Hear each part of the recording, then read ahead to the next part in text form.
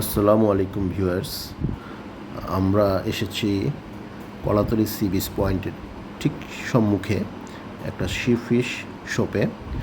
আমরা দুটা রূপচাঁদা বারবিকিউ অর্ডার করেছি, সাথে 4টা তেল ছাড়া পরোটা। এখন এটা রান্না করছে। এটা হলো দোকানটার ভিতরের ভিউটা। এখানে